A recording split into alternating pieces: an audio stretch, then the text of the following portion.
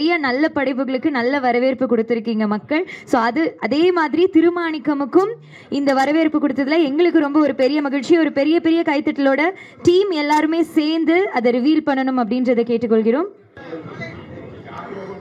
எல்லாருமே சேர்ந்து நம்ம Z5ல திருமாணிக்கம் 50 மில்லியன் ஸ்ட்ரீமிங், அதாவது 5 கோடி பேர் வந்து நம்மளோட ஸ்ட்ரீமிங்ல பார்த்துருக்காங்க. ஒரு பெரிய பெரிய ஹியூஜ் சக்சஸ் நம்ம Z5ல. நம்ம கிட்ட நிறைய பாசிட்டிவான ஒரு விஷயங்கள் பேசுவாங்க. ஆனா ரியாலிட்டியில நம்ம போய் பார்த்தோம்னா என்னங்க அப்பெல்லாம் நடக்கவே மாட்டேங்குது அப்படின்றதா நம்மள மாதிரி இருக்கிற நிறைய பேருக்கு ஒரு பெரிய கொஸ்டினா இருக்கும். ஆனா அந்த ஒரு கொஸ்டினை இந்த திரைப்படத்துல நீங்க நல்லது செஞ்சீங்கன்னா கண்டிப்பா உங்களுக்கு அதை விட நிறைய நல்லது நடக்கும் அப்படின்றத நம்மளோட டைரக்டர் வந்து இந்த திரைப்படத்துல ரொம்ப அழகா நம்ம கிட்ட காமிச்சிருக்காரு. ஸோ அவரு வந்து கண்டிப்பா இந்த திரைப்படத்தோட சக்சஸ் பத்தி நிறைய பேச போறாரு. ஒரு பெரிய பெரிய கைத்தட்டோட டைரக்டர். எல்லோருக்கும் வணக்கம். வெறும் மாணிக்கத்தை திருமாணிக்கமாக மாற்றினதில் மிகப்பெரிய பங்கு நம்ம கணியனுக்கு உண்டு. ஆமாம், ஏன்னா முதல்ல அவருக்கு தான் நன்றி சொல்லணும். நான் வந்து அவர் ரொம்ப பீக்கில் இருந்தப்போ கிட்டத்தட்ட அவர் வந்து ஹைதராபாத்தில் பவன் கல்யாண் சார் வச்சு டைரக்ட் பண்ணிக்கிற சூழலில் வந்து நான் கதையே அவர்கிட்ட சொல்ல முடியாத ஒரு 20 நிமிஷம் டைம் கொடுங்கன்னு கேட்டு அவர்கிட்ட போய் சொல்லி அந்த 20 நிமிஷம் 2 மணி நேரம் ஆகி அந்த 2 மணி நேரம் 4 மணி நேரம் ஆகி ஒரு திரைப்படத்துக்கு அவர் வந்தார். ஸோ அந்த நெருக்கடியான சூழலில் இந்த கதையை என்னை நம்பி வந்ததுக்கு இந்த சமயத்தில் இந்த வெற்றிக்கு அவர் தான் முதல் காரணமாக நான் சொல்லுவேன். அவருக்கு மிகப்பெரிய ஒரு கைத்தறல் கொடுக்கலாம். அப்புறம் எங்கள் ப்ரொடியூசர் வந்து GPR ரவிக்குமார் ஹைதராபாத்தில் இருக்கார். இதோட தெலுங்கு பதிப்புக்கான வேலைகள் நடந்துகிட்ருக்கு. அவர் பல கதைகள் கேட்டார். பல கதைகளில் வந்து மற்ற கதைகளாக எனக்கு வந்து வெறும் நம்பிக்கை கொடுத்துச்சு. ஆனால் இந்த கதை எனக்கு தைரியத்தை கொடுத்துச்சுன்னார்.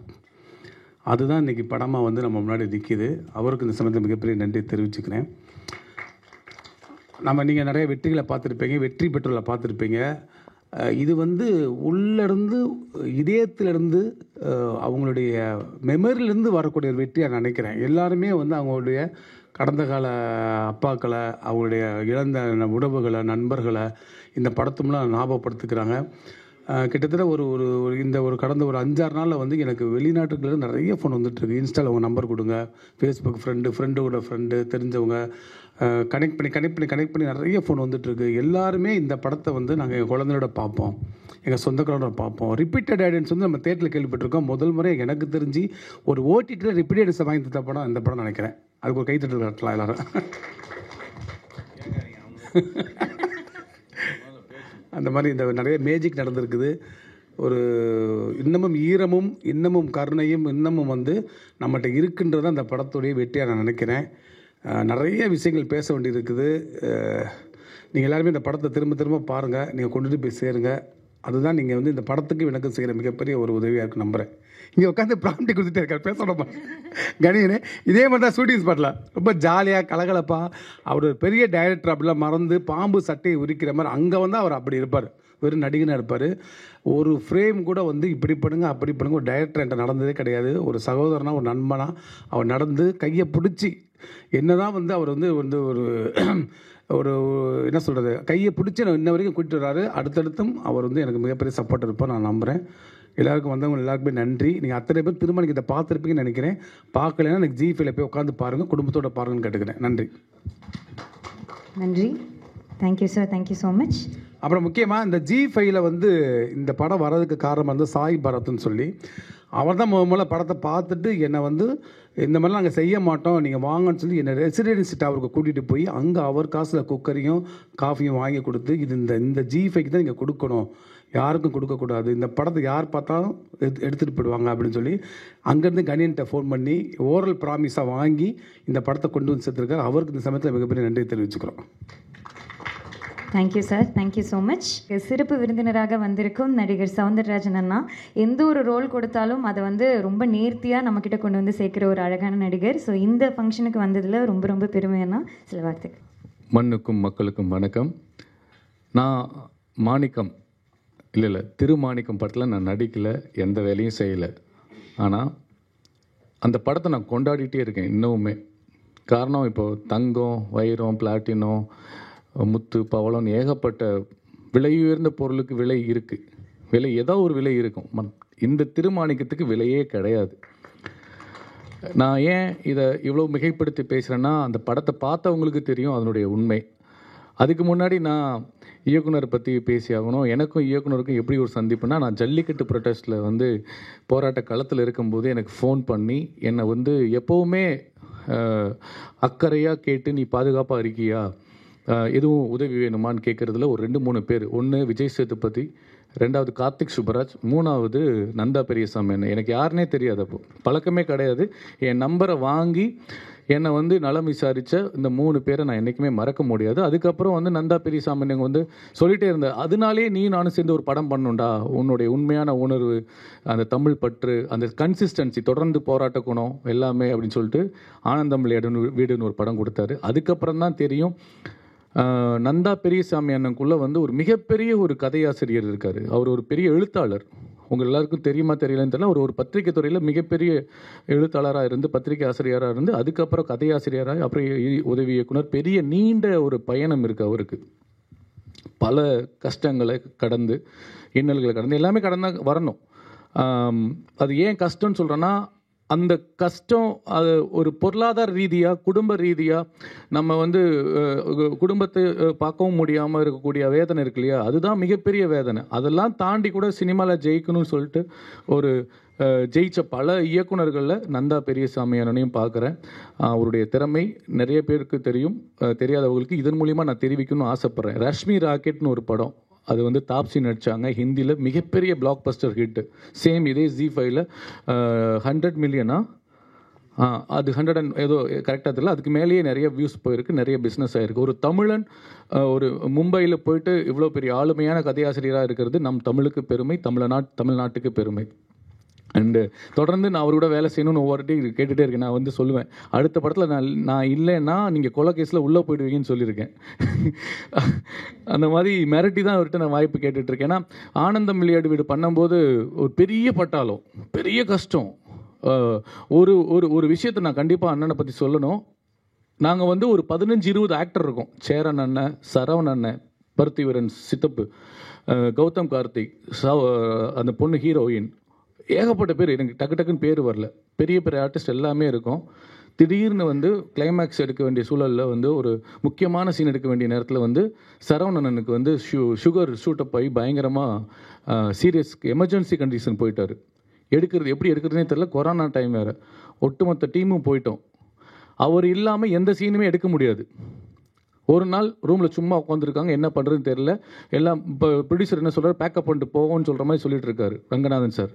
இல்லை முடியாது, எல்லாரையும் ஒன்று சேர்க்க முடியாது, இவ்வளோ டேட்டு வாங்க முடியாதுன்னு சொல்லிட்டு அவர் எல்லாமே ஷூட் பண்ணலான்னு சொல்லி டூப் வச்சு ஷூட் பண்ணி, அதுக்கப்புறம் வந்து ப்ரொடியூசருக்கு செலவு இல்லாமல் எப்படி சீட் பண்ணி அதை திருப்பி எப்படி மேட்ச் பண்ணாருன்னே படத்தை பார்த்தபோது எனக்கே ஆச்சரியமாக இருக்குது. எனக்கு டவுட்டாக இருந்துச்சு, என்னங்க இப்படி எடுக்கிறீங்க, சரியாக வருமான்னு கேட்டுகிட்டே இருப்பேன். எனக்கு டெக்னிக்கலாக தெரியாது. பட் அது படம் பார்க்கும்போது அப்படி தெரியவே இல்லை. அந்த அளவுக்கு ஒரு தயாரிப்பாளருக்கு ஃப்ரெண்ட்லியாகவும், இக்கட்டான சூழ்நிலையில் தன்னுடைய படத்தை எப்படி எடுக்கணுன்ற ஒரு மிகப்பெரிய ஆளுமையும் கொண்ட நந்தா பெரியசாமி அண்ணவர்கள் இன்னும் மிகப்பெரிய ஒரு இடத்துக்கு போகணும். அதுக்கு உங்களுடைய சப்போர்ட் வேணும்னு சொல்லி நான் கேட்டுக்கிறேன். அடுத்து எங்கள் அண்ணன் சமுத்திரக்கனியை பற்றி நான் கண்டிப்பாக சொல்லி ஆகணும்.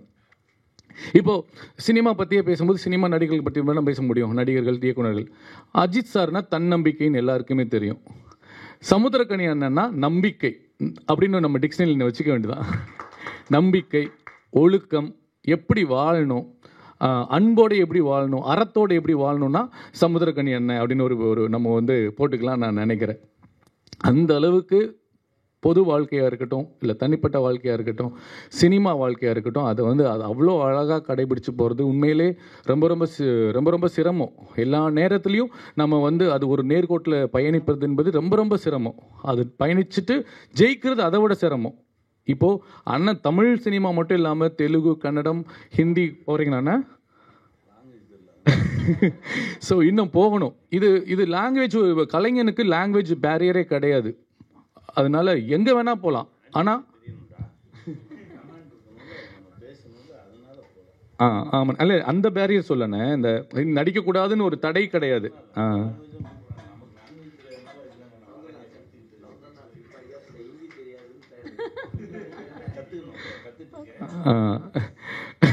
ஏன் இப்படி பாலா ஏங்க, அதான் இந்தியனாக இருந்து ஹிந்தி கற்றுக்கிறது தப்பு இல்லை, தேவைப்படுறவங்க கற்றுக்கிட்டோம். இது கலை எல்லாத்துக்கும் அப்பாற்பட்டது, மொழி இனம் ஜாதி எல்லாத்துக்கும் அப்பாற்பட்டது கலை. ஸோ இப்படிப்பட்ட ஒரு கலைஞன் உலகத்துக்கே போகணும். எப்படி விஜய் சேதுபதி போகணும், தனுஷார் போகும்போது நான் சந்தோஷப்படுறோம்ல, அப்படி எங்கள் அண்ணன் சமுத்திரக்கனி போகும்போது நாங்கள் நம்மளெல்லாம் சந்தோஷப்படுவோம். ஸோ அப்படிப்பட்ட ஒரு நம்பிக்கை என்றால் எங்கள் அண்ணன் சமுத்திரக்கனி தான். அந்த படத்தில் நடிக்கும்போது உண்மையிலே நான் 3 வாட்டி பார்த்தேங்க அந்த படத்தை. 3 வாட்டி பார்த்துட்டு 3ஆவது தடவை இவருக்கு தேட்டரில் கூப்பிட்டு வச்சு மாலையை போட்டேன். 2 பேருமே கூப்பிட்டு, அண்ணன் அவைலபிள் இல்லை, அவருக்கு ஃபோன் பண்ணி பார்த்தேன், பிஸியாக இருந்தார். டைரக்டரை கூப்பிட்டு தேட்டர்லேயே வச்சு முடிச்ச உடனே அந்த இடத்துலேயே மாலையை போட்டு ஒரு வேலை நான் பண்ணேன். ஏன்னா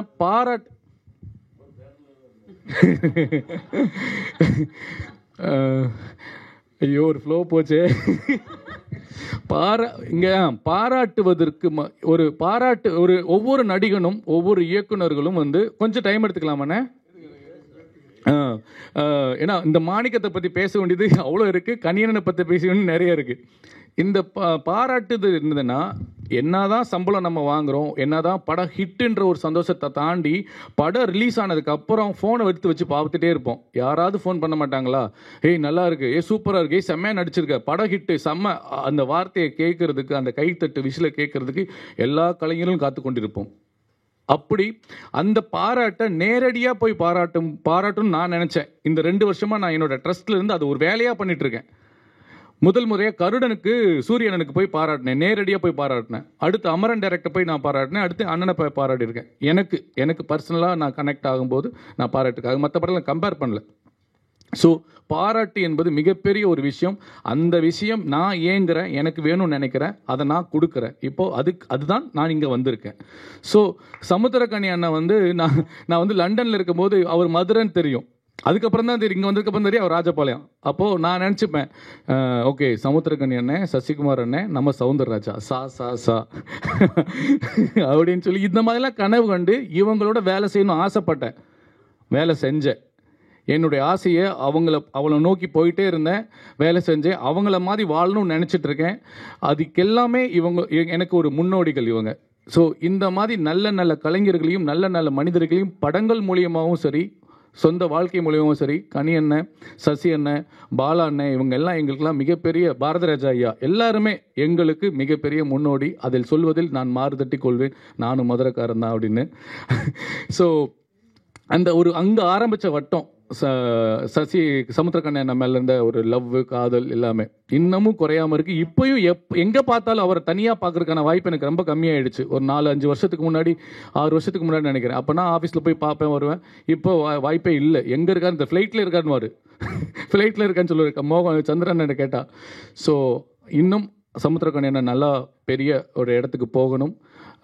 நம் தமிழ் படம் எல்லா இடத்துலையும் போய் சேரணும்னு அவருக்கும் என்னுடைய வாழ்த்துக்கள். இந்த படத்தில் ஒர்க் பண்ண எல்லாருக்குமே என்னுடைய வாழ்த்துக்கள். அண்ட் நாசர் சார், இந்த படத்தில் எல்லாருமே ஒரு நல்ல சூப்பராக வேலை பார்த்தாங்க. நாசர் சாரை பற்றி சொல்லியே ஆகணும். இந்த படத்தில் தான் எனக்கு நாசர் சாரை நடிப்பை பற்றி நம்ம சொல்கிறக்கு எல்லாருக்குமே தெரியும். இதில் அப்படியே வாழ்ந்திருப்பார், அந்த கேரக்டராகவே வாழ்ந்திருப்பார். எனக்கு பார்த்தப்போ கடைசியில் கையெடுத்து கும்பிட்டுட்டேன் நான். சாய்பாபா மாதிரி எனக்கு தெரிஞ்சுது அந்த கேரக்டர். ஸோ அந்த அளவுக்கு என்னை இப்போ நான் யோசிக்காமல் இவ்வளோ பேசுகிறேன்னா எனக்கு மாணிக்கம் அவ்வளோ பாதிச்சிருக்கு. இந்த பாதிப்பு எதுக்காகனா நேர்மைக்காக. எல்லா மனிதர்களும் அன்போடு வாழணும், அறத்தோடு வாழணும், நேர்மையோடு வாழணும், ஒழுக்கத்தோடு வாழணும். முடிஞ்ச அளவுக்கு இதை வாழ்ந்து தான் ஆகணும் அப்படின்றத நானும் வலியுறுத்துகிறேன். இந்த படமும் அதுதான் வலியுறுத்துகிறது. பார்க்காதவர்கள் தயவு செஞ்சு மறுபடியும் பாருங்கள். இது வியாபாரத்துக்காக அல்ல, நம் வாழ்க்கைக்காக, நம்மளுடைய முன்னேற்றத்திற்காக. அண்ட் இது அகைன் வியாபாரம் வந்தால்தான் நந்தா பெரியசாமி என்ன மாதிரி இன்னும் பெரிய பெரிய பெரிய பட்ஜெட் படங்கள் பண்ணுவாங்க. நிறைய கதைகள், நிறைய நல்ல விஷயங்கள் மக்களுக்கு கிடைக்கும். வாய்ப்புக்கு மிக மிக நன்றி கூறி விடைபெறுகிறேன். நன்றி, வணக்கம். நம்மளுடைய சக்சஸ் மீட்டுக்கு வந்திருக்க சிறப்பு விருந்தினர், கட்டில் படத்துடைய இயக்குனர் டைரக்டர் கணேஷ் பாபு அவர்களே சில வார்த்தைகள். படம் ரிலீஸ்க்கு முன்னாடியே நிறையா பேசிட்டேன் இந்த படத்தை பற்றி. அதில் முக்கியமாக சொன்னது, நான் சொன்ன கருத்தை எல்லா பேட்டிலையும் டைரக்டர் நந்தா பெரியசாமி அவர்கள் சொன்னாங்க. இதுக்கப்புறம் இந்த படத்துக்கு அப்புறம் தன்னோட பேருக்கு முன்னாடி திரு அப்படின்னு போடணும்னா நேர்மையாக இருக்கிற ஒரு மனிதன் தான் திருன்னு போட்டுக்க முடியும் அப்படின்னு நான் சொல்லியிருந்தேன். இதுமாதிரி நல்ல கருத்துக்கள் நிறையா பரவி இருக்குது. ரொம்ப மகிழ்ச்சியாக நிறைவாக இருக்குது. அண்ணன் கணி அவர்களுக்கும் இந்த படத்துடைய குழுவுக்கும் என்னுடைய வாழ்த்துக்கள். என்னுடைய நண்பர் சாம்ஸ் அவர்களுக்கும் என்னுடைய வாழ்த்துக்கள். நன்றி, வணக்கம். சார், இன்னுமே அந்த பாண்டிங் இருக்குது போல சார், அப்பா மகளோட பாண்டிங். நம்ம மூவி திருமாணிக்கம் வந்து ஜி5ல இப்போ ஸ்ட்ரீமிங் ஆன ஜி5க்கு ரொம்பவே தேங்க்ஸ் சொல்லிக்கிறேன். நந்தா பெரியசாமி எனக்கு இந்த ஆப்பர்ச்சுனிட்டி கொடுத்ததுக்கு ரொம்பவே தேங்க்ஸ் சொல்லிக்கிறேன். தேங்க்யூ. அவ்வளோதானா? நீங்க எவ்வளோ பேசணும் நல்லா வெயிட் பண்ணிட்டு இருக்காங்க. சரி, சமுத்திரக்கனி அப்பாவோட நடிக்கிறது எப்படி இருந்துச்சு? அதை பத்தி சில வார்த்தைகள் சொல்லுங்க. அந்த அப்பா மகள் பாண்டிங் பத்தி சொல்லுங்க. சமுத்திரக்கனி அங்கிள் வந்து ரொம்பவே ஃப்ரெண்ட்லியாகவும் கைண்டாகவும் இருந்தாங்க. அங்கிள் எல்லாமே எங்கள் கூட ஷேர் பண்ணுவாங்க, நாங்களும் எல்லாமே ஷேர் பண்ணி ரொம்பவே ஜாலியாக இருந்துச்சு ஷூட்டிங் டேஸ் எல்லாம். தேங்க்யூ. அவ்வளோதானா? ஓகே. இந்த பொண்ணு நல்லா டான்ஸ் ஆடுவா. எதுவுமே ரிஹர்சல் இல்லாமல் சிங்கிள் டேக் ஆர்டிஸ்ட் இவ. அந்த சாங் ஃபுல்லாக இவளுக்காகவே கம்போஸ் பண்ணாங்க டான்ஸ் மாஸ்டர். இப்படியாக நடிகர் சாம்ஸ் அவர்களே சில வார்த்தைகள் பேசி வருமாறு அழைக்கிறேன். வந்திருக்கும் மீடியாக்கள் அனைவருக்கும் வணக்கம். இந்த திருமாணிக்கம் படம் வந்து ஒரு நெகிழ்ச்சியான, ஒரு நேர்மையை சொல்லும் ஒரு அற்புதமான ஒரு படம். இந்த படத்தை நிறைய பேர் பார்த்துட்டு தான் ஒரு மாதிரி கண்ணீர் வடிச்சிருப்பாங்க. இந்த படத்தை நான் கேட்டுகிட்டே கண்ணீர் வடித்தேன். அந்தளவுக்கு உருக என்கிட்ட கதையை சொன்னார் நந்தா பெரியசாமி சார். அழலைன்னா விடமாட்டார் போல இருக்கு. அந்தளவுக்கு சீனை ஏற்றுறாரு ஃபோன்லேயே. நடிக்கிறேன் சார், நடிச்சிடுறேன் சார் இந்த படத்தில்ங்கிற அளவுக்கு. ஒரு நல்ல படத்தில் நடித்தேன் அப்படிங்கிற ஒரு திருப்தி, ஒரு சந்தோஷம். பார்க்குறவங்களாம் பாராட்டுறாங்க இந்த நல்ல படம் அப்படின்னு சொல்லி. அப்படி ஒரு படம் நல்லா இருக்குங்கிறப்ப மீடியாக்களும் அதுக்கு நல்லா அழகாக சப்போர்ட் பண்ணி இதை நல்ல மக்கள்கிட்ட கொண்டு போய் சேர்க்கறதுக்கு பெரிய லெவலில் ஹெல்ப் பண்ணிங்க. ரொம்ப சந்தோஷம். ஜி5ல வந்திருக்கிறது இன்னும் சூப்பராக இருக்குது. அது நாங்கள் பண்ணியிருக்கிற அந்த டீம் பண்ணியிருக்கிற அந்த ட்ரைலர் கட்டை விட ஜி5 பண்ணியிருக்கிற ட்ரைலர் கட்டு செமத்தியாக இருந்தது. ஸோ அதை பார்க்க வைக்கணுங்கிற அளவுக்கு அவங்களோட மெனக்கடல், இதை கொண்டு போய் சேர்க்கறதுக்கு த்ரூ ஓடிடி மூலியமாகவும் ஒரு விஷயத்தை பண்ண வேண்டியிருக்கு. ஓடிடி தளத்தில் இருக்குது, யார் வேணால் பார்த்துங்க அப்படின்னு இல்லாமல் அதை பார்க்க வைக்கிறதுக்கு அவங்க மெனக்கட்டுறது ரொம்ப நல்லா இருக்குது. இந்த படம் சீரியஸாகவே சமுத்திரக்கனி சார் ரொம்ப யதார்த்தமான ஆள். பர்சனல் லைஃப்லேயும் ஒரு நல்ல மனிதராக வாழ்ந்துட்டுருக்கிற ஒரு ஆள். அவருக்கு பொருத்தமான ஒரு ரோலாக இருந்திருக்கு. அவர் பயங்கர சப்போர்ட் பண்ணி ஃபுல் டீமுக்கும் டைரக்டர் டீமுக்கெலாம் நல்லா சப்போர்ட் பண்ணி சின்ன இடைஞ்சல்கள் இருந்தாலும் அதெல்லாம் தாங்கி பொறுத்து இந்த படத்தை கொண்டு போய் சேர்க்கறதுக்கு அவரும் ஒரு பெரிய பங்கு. உண்மையுமே hats off to Samuthirakani sir. அடுத்தது நந்தா பெரியசாமி சார் ஒரு தன் குழந்தை மாதிரி எடுத்துகிட்டு, எனக்கு தெரிஞ்சு இந்த அளவு ப்ரமோஷன்ஸ், இந்த அளவு மெனக்கடல், எல்லாருக்கும் ஃபோனை போட்டு இங்கே ஒரு இது இருக்குது, அங்கே ஒரு ப்ரெஸ் மீட் இருக்குது, இங்கே ஒரு ஷோ இருக்குது, அது வாங்கன்னு கூப்பிட்டு ஒரு இயக்குனர் அந்த அளவுக்கு ஒரு படத்தை தூக்கி தன் குழந்தை மாதிரி சுமக்கிற ஒரு விஷயத்தை பார்த்தேன். நந்தா பெரியசாமி சார் ஒரு நல்ல அழகான ஒரு ட்ராக்கை பிடிச்சிட்டாரு. ஜம்முன்னு ஒரு கதை சொல்லும் திறன், நல்ல மேக்கிங், எல்லாமே ஒரு சூட்சமத்தை கையில் பிடிச்சிட்டாரு. இதுக்கப்புறம் அவருக்கு அடுத்தடுத்த விஷயங்கள், பெரிய படங்கள், பெரிய இதெல்லாம் இருக்குது. நல்ல பெரிய ஓஹோன்னு பேர் சொல்லும் ஒரு டைரக்டராக இன்னும் வரத்துக்கு என்னுடைய மனமார்ந்த வாழ்த்துக்கள். இந்த படம் பார்த்துட்டு நானும் என் ஃபேமிலியும் வரும்போது, அப்பா இந்த மாதிரி உனக்கு ஏதாவது லாட்ரி டிக்கெட் கொடுத்தா நீ கொண்டு போய் கொடுப்பியாப்பா அப்படின்னு. அது வந்து ஏன்னா அவ்வளோ டஃப்பான ஒரு விஷயம். பட்டுன்னு இப்படி ஒரு இருந்தால், நான் இந்த மாதிரி ஒரு குடும்பம்லாம் மிரட்டிச்சுன்னு வச்சிங்களேன், அந்த பணம் டிக்கெட் நமக்கு தான் ஓகே, இல்லைன்னா எங்கள் வீட்டில் வந்து பணத்தை தான் பார்ப்பேன்னு பயந்துருவேன். நான்லாம் ஐயோ எதுக்கு 3 பேரை கொன்று ஒருத்தரை வாழ வச்சு ரொம்ப தர்ம சங்கடம் அப்படின்னு சொல்லி அப்புறம் பார்த்தேன். இந்த மாதிரி டிக்கெட் விற்றா கையில் காசு, வாயில் தோசை.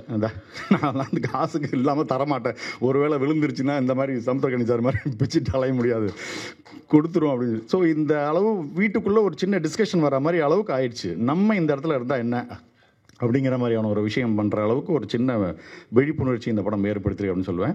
பலருடைய வாழ்க்கையில், பார்த்தவங்க வாழ்க்கையில் இது கண்டிப்பாக ஒரு மாற்றத்தை ஏற்படுத்தினா, அதை 100% சமுத்திரக்கனி சார் இந்த படத்தில் பண்ண மாதிரி பண்ண முடியுமான்னு தெரியல. 50% பண்ணாலே ஒரு நல்ல மாற்றம் வரும்னு நான் நம்புகிறேன்.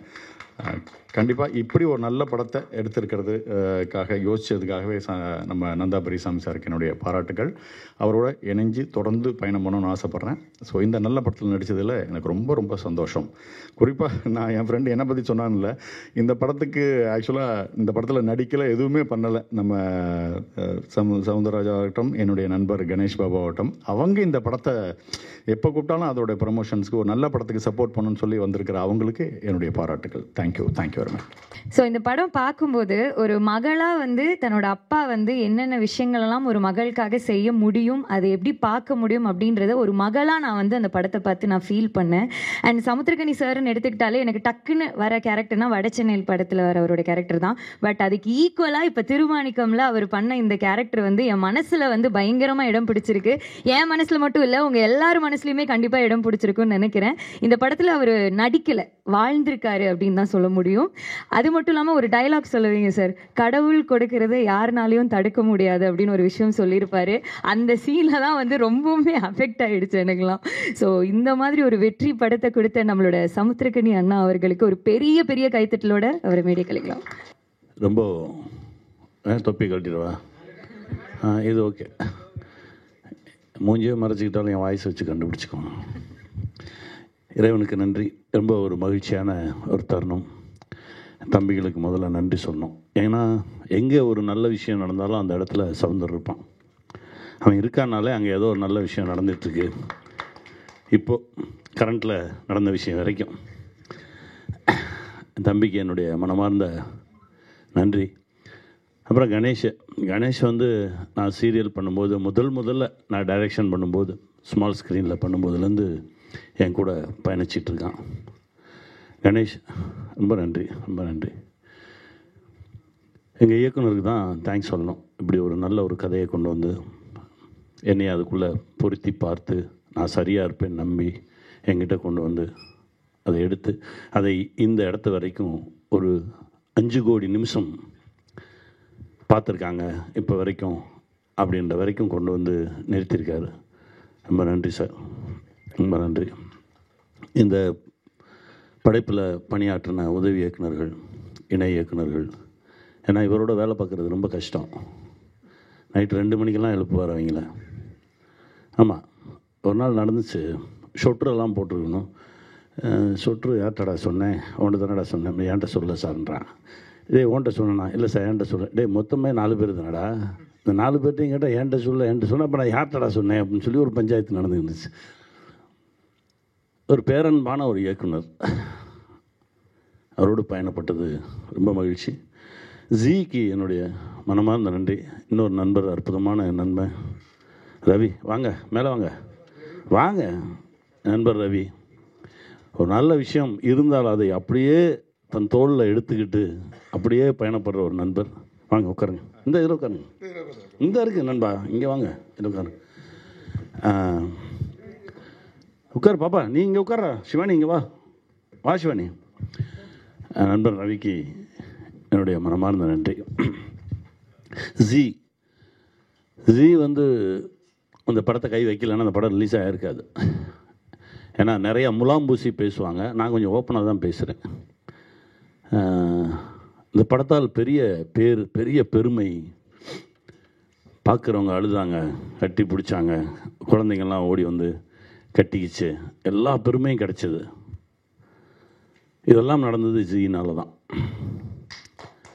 ஏன்னா தம்பி திடீர்னு ஒரு நாள் ஃபோன் பண்ணி சாய் வந்து ரொம்ப, அதாவது என்ன, ஒரு நல்ல விஷயம் இருக்குது அப்படின்னா அவன் எங்கேயோ கண்டுபிடிச்சிட்றாங்க. ஆனால் ஒரே ஒரு போஸ்டர் பார்த்தேன், இந்த இதுதான், ஒருத்தன் பையை வச்சுக்கிட்டு நின்றுக்கிட்டு இருக்கான், எங்கேயோ பார்த்துட்டு நின்றுக்கிட்டு இருக்கான். அந்த படம் முடிஞ்சிருச்சா? அவன் முடிஞ்சிருச்சா, அது மாதிரி ரெடியாக இருக்குது, நான் பார்க்கலாமா, பாரு. அவனை படம் பார்த்தாங்க. படம் பார்த்து முடிச்சுட்டு அவங்க முதல்ல ஒரு பிள்ளையார் சொல்லி போட்டது தான் இது வந்து ரிலீஸை நோக்கி நகர்ந்தது. இப்போ இந்த 5 கோடி நிமிஷம் வரைக்கும் வந்திருக்கு. ரொம்ப சந்தோஷம். ஜிக்கு என்னுடைய மனமார்ந்த நன்றி. ஏன்னா சினிமாவுக்கு ஏன் வந்தோன்னு எனக்குள்ளே ஒரு கேள்வி இருந்துக்கிட்டே இருக்கும். ஒவ்வொரு முறை வீட்டுக்கு போகும்போதும் இப்படி ஒரு இடத்துல இருந்து எந்த சக்தி நம்மளை தள்ளிச்சு, ஏதோ ஒரு சக்தி நம்மளை நகட்டி சென்னை வரைக்கும் கூட்டு போயிருக்கு. ஏன்னா யாருக்குமே சென்னைக்கு வரணுன்னாலே சென்னைன்றதே பெரிய பிரமிப்பு. அப்படி ஒரு நகரத்தை நோக்கி நம்மளை நகர்த்தினது எந்த சக்தி, அப்படி நகர்த்தி இருந்து இங்கே இவ்வளவு நம்மளை பரபரப்பாக இயக்கிட்டு இருக்குன்னா ஏதோ ஒரு காரணம் இருக்கும்ல அப்படின்னு தேடிட்டு இருக்கும்போது தான் எனக்கு வினோதய சித்தம் பண்ணுவதற்கான வாய்ப்பு கிடைச்சது.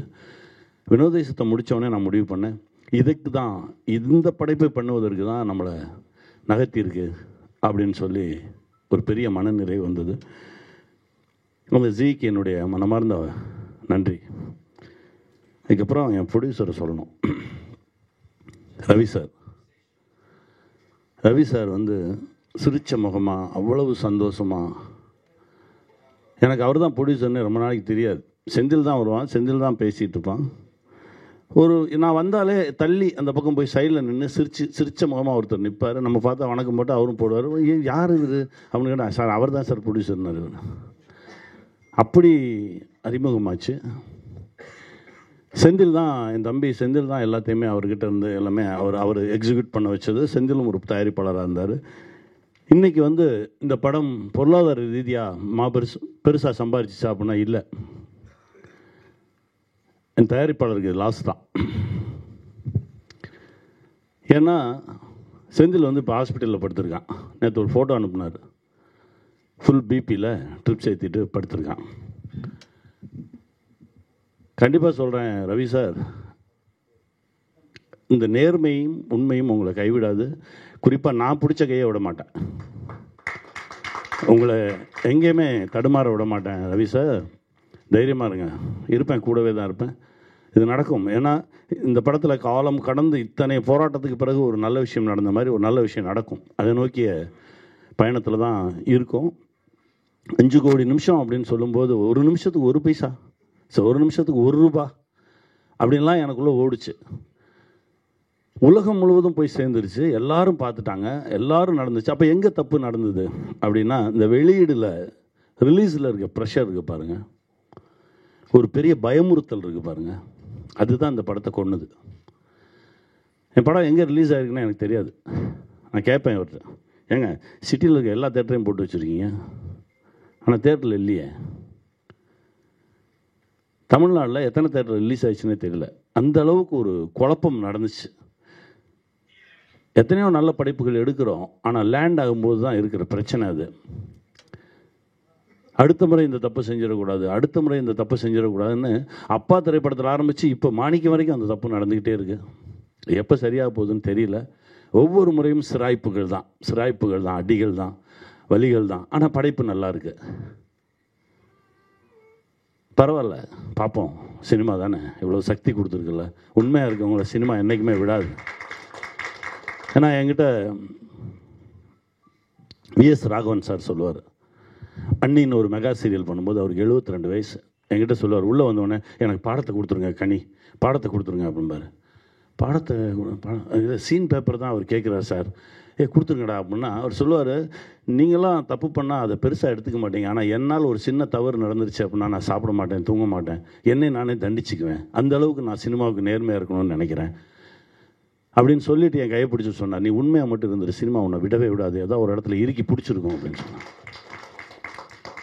அதை தான் நான் நம்புகிறேன். இந்த இந்த இந்த செகண்ட் வரைக்கும் நம்புகிறேன். நல்ல படைப்பு எடுக்கிறோம், ரொம்ப சந்தோஷமாக எடுக்கிறோம், ரொம்ப மனசார ஒரு விஷயம் செய்கிறோம். ஆனால் எடுக்கும்போது இருக்கக்கூடிய சந்தோஷம் வெளிவரும்போது இல்லை. இன்றைக்கி ஜீயில் இவ்வளோ பேர் பார்த்துருக்காங்க, போய் சேர்ந்துருச்சு. அதாவது எடுத்தவருக்கும் பெருமை, நடித்தவங்களுக்கு பெருமை, எல்லாரும் பார்த்துட்டாங்க. ஆனால் நடுவில் என்ன பிரச்சனை? சினிமா காப்பாற்றும் நம்புகிறோம். கண்டிப்பாக சினிமா எங்களை காப்பாற்றும். ரவி சார் தைரியமாக இருங்க, வரேன், இன்னொரு 1 வாரத்தில் வரேன் உங்களை சந்திக்க, ஹைதராபாத்தில் சந்திப்போம். இது ஒன்று செய்யும், ஒரு மேஜிக் செய்யும் தெலுங்கில். அதையும் தாண்டி நான் உங்கள் கூடவே நிற்கிறேன். வாழ்க, வெல்வோம், வெல்வோம். திருமாணிக்கமோட சக்ஸஸ் மீட்டுக்கு வந்திருக்க டைரக்டர் ரவி மரியன் சார் அவர்களே அன்போடு வரவேற்கிறோம். மாலை வேளையில் திருமாணிக்கம் படத்தின் வெற்றி சந்திப்பிற்கு வந்திருக்கின்ற அனைத்து சகோதர சகோதரிகளே, இணையதள வலைத்தள மற்றும் மதிப்புமிக்க பதிப்புமிக பத்திரிகை நண்பர்களே, உங்கள் அனைவருக்கும் மாலை வணக்கம். 2 விஷயம் சம்மந்தம் இல்லை, 2 விஷயம் சம்மந்தம் இருக்குது. என்னென்னா, இந்த படத்துக்கும் எனக்கும் சம்மந்தம் இல்லை, ஏன்னா இந்த படத்தில் நான் நடிக்கலை. இந்த ஜீக்கும் எனக்கும் சம்மந்தம் இல்லை, ஏன்னா ஜீயோடைய எந்த ஒரு வெப்சீரியல்லையோ சினிமாவிலும் நடிக்கலை. ஆனால் ஜீக்கும் எனக்கு சம்மந்தம் இருக்குது. ஜீ கொண்டாடிய அத்தனை குடும்ப விருதுகளையும் நான் பரிசு வழங்கியிருக்கேன். ஜீயை சார்ந்த திரு சாய் பரத் என்னுடைய 15 வருஷ நண்பர். இன்னொரு சம்பந்தம், என்னுடைய 2 நண்பர்கள், அருமை சகோதரர் சமுத்திரகனி, என்னுடைய நண்பன் நந்தா பெரியசாமி. இந்த 2 நண்பர்களும் என் வாழ்க்கையில் பல வருடம் என்னோட பயணித்தவங்க. அவங்களுடைய வெற்றியை ஷேர் பண்ணிக்கிறதுக்காக நான் இங்கே வந்திருக்கேன். ஒரு இயக்குனருடைய வெற்றி தொடர் முயற்சி அப்படிங்கிறத காலங்காலமாக தமிழ் சினிமா பார்த்துக்கிட்டே இருக்கும். நான் அந்த ஒட்டுமொத்த தமிழ் சினிமாவை நந்தா பெரியசாமி தான் நான் காலங்காலமாக பார்த்துட்ருக்கேன். ஏன்னா நடுவில் நானாக இருக்கட்டும், சகோதரர் சமுத்திரக்கனி அவர்களாக இருக்கட்டும், நடிக்க போயிட்டோம். ஒரு லேவிஷ் லைஃப்குள்ளே அடாப்ட் ஆகிக்கிட்டோம். ஷூட்டிங் நடித்தா காசு, கால்ஸ் இல்லைன்னா வீட்டில் ரெஸ்ட்டு, மாதத்துக்கு 2 படம் நடித்தா கூட போதும், வாழ்க்கை ஓடிடும் அப்படிங்கிற ஒரு சுகவாசியாக நாங்கள் மாறிட்டோம். ஆனால் நடிப்புக்குள்ளேயும் போகாமல் தன்னுடைய வாழ்க்கை சினிமா தான், டைரக்ஷன் தான், இதில் நான் ஒரு நாள் ப்ரூவ் பண்ணியே தீருவேன் அப்படின்னு பத்திரிகைக்காரங்கெல்லாம் அச்சுப்பலையில் வந்து ப்ரூவ் பார்த்து பண்ணுற மாதிரியே தன்னுடைய வாழ்க்கையை ப்ரூவ் பார்த்து இன்றைக்கி ஒரு பிழை இல்லாத ஒரு மிக சிறந்த படத்தை எடுத்தவர் தான் திரு மாணிக்கம் தந்தையுடைய நண்பர் நந்தா பெரியசாமி. அடிப்படையில் என்னுடைய குடும்ப நண்பரும் கூட. என்னுடைய காதல் திருமணத்தை அவர் நடத்தி வச்சார், அவருடைய காதல் திருமணத்தை நான் நடத்தி வச்சேன். என்னுடைய காதல் திருமணத்துக்கு வந்தப்போ எப்படா எல்லாத்தையும் விட்டு கல்யாணம் பண்ணுறேன், என்னாலாம் முடியாது தம்பி, நான்லாம் வந்து அப்படியே அழுதுருவேன் அப்படின்னா. முதல் வாரம் நான் பின்னாடி உட்காந்துருக்கேன், அவன் ஸ்கூலில் போயிட்டுருக்கான். அடுத்த வாரம் நான் வந்து ஓட்டிகிட்டு இருக்கேன், அவன் பின்னாடி உட்காந்துருக்கேன் அவன் கல்யாணத்துக்கு. என்ன பங்காளி, ஒரு வருஷம் முன்னாடி ஒரு கேள்வி கேட்டு எப்படா சொந்த பந்தெல்லாம் மறந்துட்டு கல்யாணம் இப்போ எப்படான்னு, விடு பங்காளி வாழ்க்கையே அப்படி தான் அப்படின்னு சொல்லி நாங்கள் 2 பேருமே மிக சிறந்த வாழ்க்கையை நாங்கள் வாழ்ந்து காட்டியிருக்கோம். காதல் திருமணம் பண்ணாலும் அவனுக்கு 2 குழந்தைகள், மிக சிறந்த படிப்பாளிகள். எனக்கு 2 குழந்தைகள், எங்கள் பிள்ளைகள் நல்ல படிப்பாளிகள். உங்களுடைய ஆசீர்வாதத்தினுடைய மகன் வந்து மார்ச் மாதத்துலேருந்து ஹீரோ நடிக்க போகிறான். நண்பர் சமுத்திரக்கனி அவர்கள் சொன்னாங்க, இந்த மாதிரி இந்த படம் வந்து மிகப்பெரிய வெற்றியை பெற்றுச்சு. வெற்றி என்பது கல்லா கட்டுவதில் மட்டுமல்ல, பார்த்த மனிதர்களின் மனதை நிறைப்பது, மனதில் வந்து பூர்த்தியாவது, அவங்கள வந்து அப்படி புல்லரிக்க செய்வது. அந்த விஷயத்தில் திருமாணிக்கம் வந்து ஏகப்பட்ட மெசேஜ் எனக்கு வந்து பார்த்துட்டே இருப்பேன். நந்தா பெரியசாமிக்கு வந்து அமெரிக்காவில் வந்திருக்கோம், ஆஸ்திரேலியாவிலேருந்து வந்திருக்கோம், லோக்கல்லேருந்து பண்ணியிருப்பாங்க. சார் இதேமாரி தொடர்ந்து படுங்க சார் என்ன ஒரு ப்ரொடக்ஷன் எக்ஸிக்யூட்டிவ்ங்க, தமிழ் சினிமாவில் இருக்கிறவங்க படம் ரிலீஸ் ஆனால் அடுத்த படத்துக்கு போயிடுவாங்க. ஒரு ப்ரொடக்ஷன் எக்ஸிக்யூட்டிவ், சார் எப்படி சார் அந்த படம் எடுத்தீங்க, இவ்வளோ நேர்மையான ஒரு படம் இருக்குது, எவ்வளோ கஷ்டம் தெரியுமா சார், அப்படியே வியாபிச்சுக்கிட்டே இருக்காங்க. தொடர்ந்து அவருக்கு வாய்ஸ் மேலே ஒவ்வொருத்தரும் அனுப்பிட்டே இருக்காங்க. நாடு கடந்து கண்டம் கடந்து வந்துக்கிட்டே இருக்கு. இதை விட சிறந்த வெற்றி எந்த இயக்குனரால் கொடுக்க முடியும் சொல்லுங்கள்?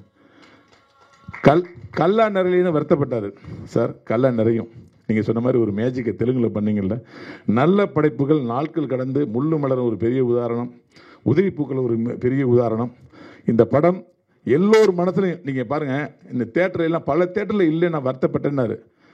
உங்களை மாதிரியே பல பேர் இந்த படம் நல்ல படம்னு ரிவ்யூ பார்த்துட்டு மிக சிறந்த படம்னு கேள்விப்பட்டு தேட்டருக்கு போய் பார்க்காதவங்க இந்த படம் எப்படா ஓடிடியில் வந்து பார்ப்போன்னு வெயிட் பண்ணதுடைய விளைவு தான் ஓடிடியில் ரிலீஸ் ஆகி 2 நாளில் 17 லட்சம் பேர் பார்த்துருக்காங்க.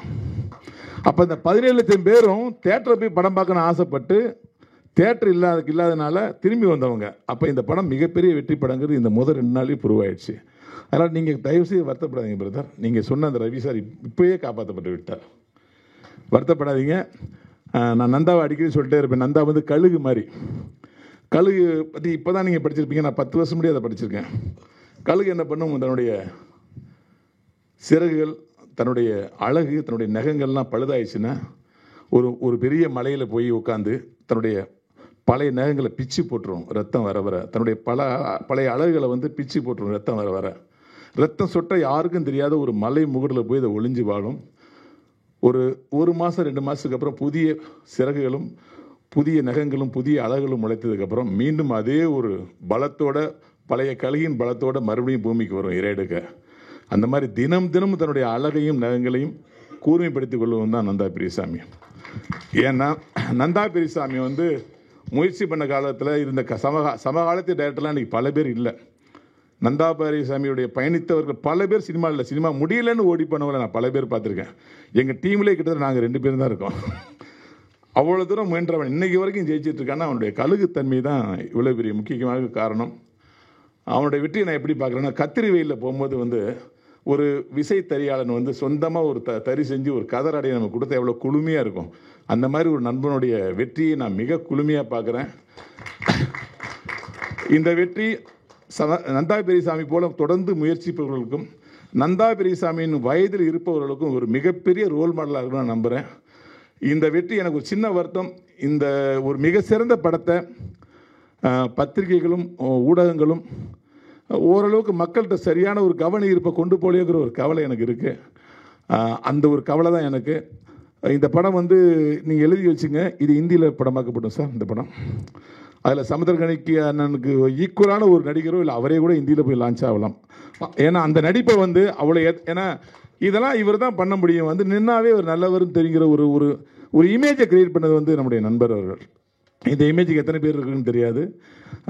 இந்த படம் வந்து இந்தியா ஃபுல்லாக வந்து சமுத்திரக்கனி அவர்களை கொண்டு போகணும்னு நம்புகிறேன். அதாவது வந்து சில படங்கள் நல்லா நடிச்சிருக்காரு, பெர்ஃபார்மன்ஸ் பின்னிட்டார் அப்படிம்பாங்க. ஆனால் ஒரு கேரக்டருக்கு இமேஜ் வேணும்னா அந்த இமேஜ் 100% அடாப்ட் ஆன யார் தான் நம்முடைய நண்பர் சமுத்திரக்கனி அவர்கள். நல்ல, அதாவது எப்படின்னா வீரபாண்டிய கட்டபொம்மன் எப்படி இருப்பாருன்னா சிவாஜியை பார்த்து தெரிஞ்சுக்கலாமாங்க. அது மாதிரி நல்லவன் எப்படி இருப்பான் அப்படின்னா சமுத்திரக்கனி அவர்களை பார்த்து தெரிஞ்சுக்கலாம். அப்படி ஒரு உதாரணமாகவே அவர் கிடைச்சப்பட்ட கேரக்டர்லாம் கிடைச்சிருக்கு. நான் அப்படி இல்லை, வில்லன், காமெடியன், கேரக்டர் ஆர்டிஸ்ட்டு, கொடூர வில்லன், பயங்கர காமெடியன், இப்படி வந்து எனக்கு இமேஜே கிடையாது. ஆனால் ஒரு மிக சிறந்த மனிதனுக்கு ஒரு இமேஜை வந்து கடவுள் வந்து அவ்வளோ சீக்கிரம் கொடுக்க மாட்டார். அது அவருடைய உள்ளது கிடைச்ச பரிசு. அந்த உள்ளமே உருவமாக மாறி இன்னைக்கு இவ்வளோ பெரிய வெற்றியை கொடுத்துருக்கு. இந்த வெற்றியை ரொம்ப சந்தோஷமாக நான் கொண்டாடுறேன். இதேமாரி தொடர்ந்து நந்தா பெரியசாமி பல வெற்றி படங்களை கொடுத்து இன்னும் பெரிய இடத்துக்கு போன வேண்டிக்கிறேன். வந்திருந்த அனைத்து நல்ல உள்ளங்களுக்கும், பத்திரிகைக்கார நண்பர்களுக்கும், வலையதள நண்பர்களுக்கும் என்னுடைய மனமார்ந்த நன்றி, வணக்கம். நம்மளோட வித்தேஷ் அவர்களை அன்போடு மேடை கழிக்கிறோம்.